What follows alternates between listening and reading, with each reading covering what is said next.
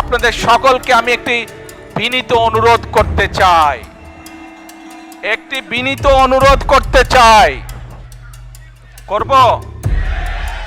আপনাদের সাথে আমি 18 বছর ছিলাম, বিভিন্ন সময়ে বিভিন্ন অনুষ্ঠানে অনেক মানুষের সাথে দেখা হয়েছে, আপনাদের সাথে বহু স্মৃতি আমার রয়ে গিয়েছে, আপনাদের সাথে বহু দুঃখ কষ্ট আমি শেয়ার করেছি।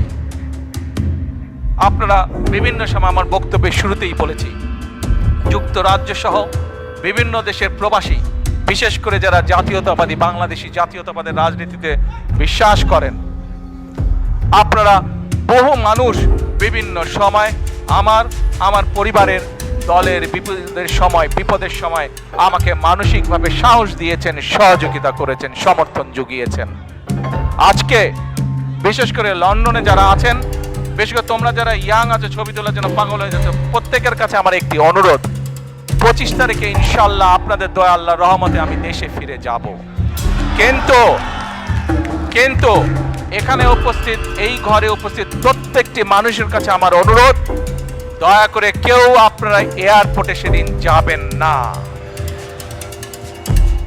এ বিষয়ে তারেক রহমান আরো কিছু কথা বলেছেন। চলুন আমরা ফোন কলের মাধ্যমে বাকি কথাগুলো শুনে আসি।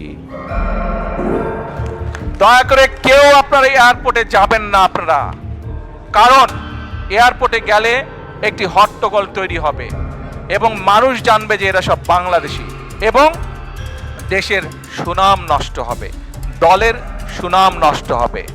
যারা এয়ারপোর্টে যাবেন না, যারা সেদিন এয়ারপোর্টে যাবেন না, আমার আজকের এই অনুরোধ যারা রাখবেন, আমি ধরে নিব তারা দল এবং সর্বোপরি দেশের সম্মানের প্রতি মর্যাদা রাখবেন। আর আমার মানা করা সত্ত্বেও, আমার অনুরোধ করার পরেও যারা যাবেন, আমি ধরে নিতে বাধ্য হব যারা ব্যক্তিগত স্বার্থের জন্য সেখানে গিয়েছেন। কাজেই আপনাদের কাছে বিনীত অনুরোধ রেখে আমার বক্তব্য শেষ করছি।